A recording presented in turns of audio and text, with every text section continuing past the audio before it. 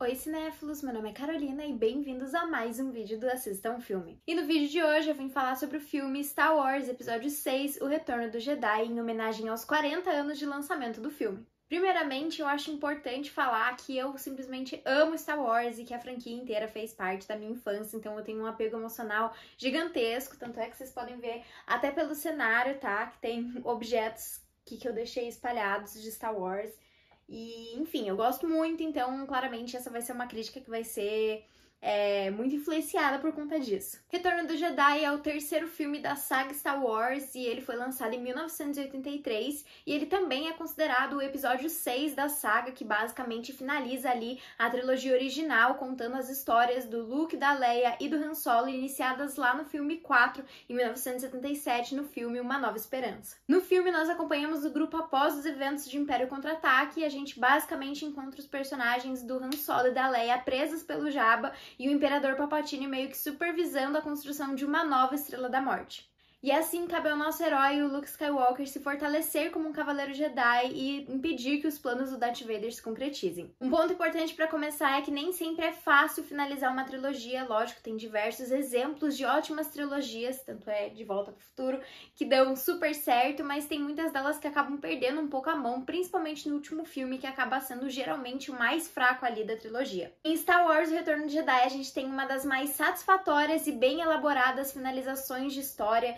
que com certeza conseguiram balancear bem ali as partes mais sombrias e alegres da saga. Assim como os dois filmes anteriores, O Retorno de Jedi traz cenas de ação maravilhosas. Por se tratar do último filme da trilogia, é claro que ele traz o melhor que a gente tem ali dentro do mundo de Star Wars, então a gente tem batalhas de sabre de luz, corridas no meio da floresta e, claro, uma corrida dentro da Estrela da Morte, justamente para conseguir destruir a Estrela da Morte. Claro, nada disso seria tão impressionante se não fosse pela Industrial Light and Magic, que é uma empresa criada pelo próprio George Lucas para justamente criar esses efeitos visuais, criar as técnicas para esses efeitos visuais que a gente vê dentro de Star Wars. E uma coisa interessante é que apesar da gente conseguir assistir o filme e conseguir reconhecer que ele é um filme um pouco mais antigo, ainda assim os efeitos especiais não são fracos e não acabam quebrando ali a sua conexão com o filme. Na verdade, eles são extremamente impressionantes, principalmente com a época dada. Essas cenas de ação também ficam ainda mais interessantes ali perto do final, em que a gente acompanha basicamente 3 narrativas diferentes que estão acontecendo ao mesmo tempo.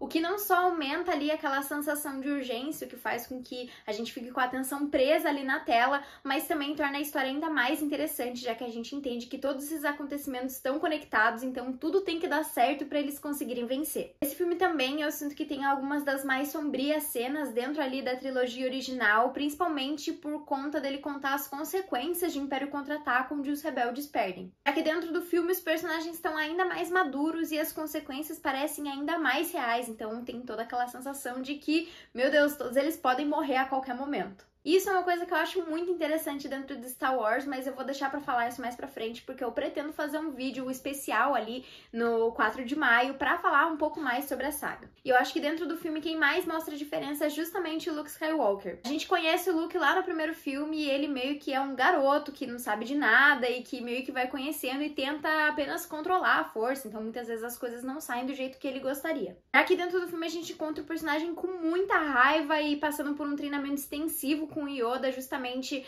para ele conseguir se tornar um Jedi, assim, super poderoso para conseguir ganhar do Darth Vader, e a gente meio que vê ali que ele se torna muito mais sério, muito mais maduro. Principalmente a gente vê ele ainda mais seguro, a gente vê que todas as ações dele, e isso nas cenas de ação mesmo, principalmente no começo do filme, elas são muito mais controladas e a gente até fica impressionado ali com tudo que a gente tá vendo na tela. E bom, uma das coisas mais legais dentro de Star Wars é justamente a sua história, que é simplesmente magnífica, cheia também de algumas metáforas. E aqui nesse filme a gente tem justamente o encerramento de tudo isso, meio que as narrativas que ficaram em aberto foram fechadas e a gente tem justamente toda essa conclusão. E bom, só alertando que daqui pra frente terão spoilers, eu já falei alguns no começo do filme, mas daqui pra frente eles serão muito mais presentes e muito mais explícitos. Eu sempre acho bom avisar que vai ter spoilers, apesar desse filme ser super conhecido e ter sido lançado há muito tempo atrás, porque vai que alguém ainda não assistiu e que fica interessado em ver. Então tem esse alerta. Originalmente, o título do filme era para ser A Vingança do Jedi, porém o George Lucas acabou alterando para O Retorno do Jedi, porque na concepção dele os Jedi não praticariam uma vingança. E quando você olha da primeira vista, ou pelo menos sem saber a história do que vai acontecer, parece que esse título tá contando a história do Luke, que ele volta ali pra ajudar os amigos dele, pra realmente acertar as contas ali com o Darth Vader, mas na verdade esse título se refere ao Anakin Skywalker voltando pra ser um Jedi e abandonando o Sith. Essa é uma das melhores histórias dentro do cinema, justamente porque toda essa reviravolta, tanto do Darth Vader ser o pai do Luke, mas principalmente essa última, acontece de uma forma super orgânica e harmônica dentro do filme, de uma forma que não é nada forçado. O Darth Vader em si é um vilão que ele é construído de uma maneira excelente, de forma que a gente consegue entender que ele é um vilão, mas ao mesmo tempo não dá pra você odiar ele, porque ele é um personagem muito interessante, e aqui a gente tem justamente toda a redenção desse personagem, isso é feito de uma forma extraordinária. O embate que a gente tem disso também é muito interessante, porque ao longo dessa batalha que tá acontecendo, tanto o Luke quanto o Darth Vader estão passando por batalhas internas, meio que qualquer resultado pode acontecer, tanto o Luke ir pro lado negro da força, ou o próprio Darth Vader se libertar, que é o que acaba acontecendo. Claro, isso rende uma carga emocional simplesmente fantástica pra dentro do filme. E eu acho que no personagem do Luke em si é ainda mais interessante, porque a gente vê aquele personagem passando justamente por uma batalha psicológica meio que entre o bem e o mal, porque a gente tem esse personagem que tá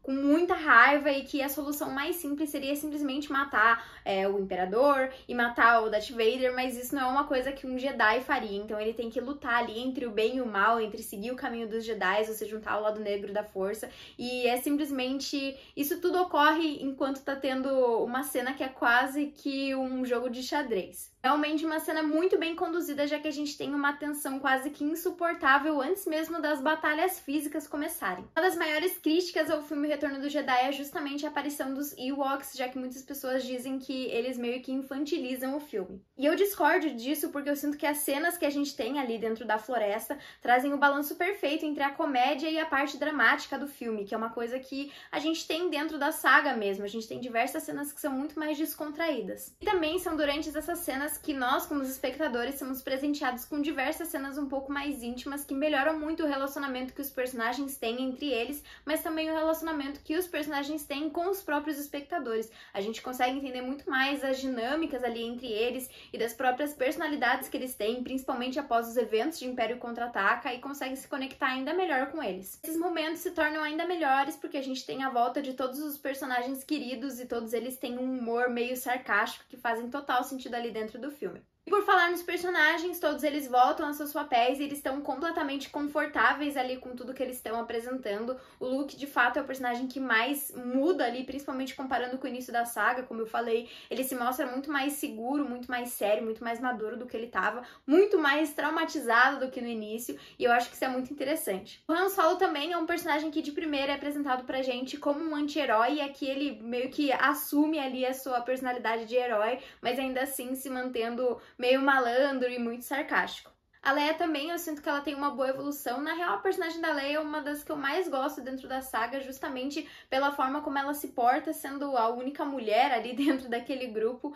E eu acho muito interessante como ela tem uma certa empatia, assim, uma aura de empatia dentro do filme que acompanha ela desde o primeiro filme até esse. E aqui dentro do filme a gente também tem um super desenvolvimento no relacionamento entre a Leia e o Han Solo, que também já é desenvolvida desde o primeiro filme, ali no episódio 4, em que os dois personagens ficam se provocando e flertando, e eu acho que é um desenvolvimento que é muito bem feito, assim, dentro da saga, e é muito legal acompanhar ali a relação dos dois, e também acompanhar aqui nesse filme meio que ela se concretizando. E claro, tudo isso é completamente intensificado com a trilha sonora do magnífico John Williams, que acompanha a saga desde o primeiro filme. O compositor, de fato, harmoniza e complementa a obra muito bem e consegue transformar momentos grandiosos. Além disso, uma coisa muito interessante é que ele meio que criou uma música tema para cada um dos personagens, então é muito legal que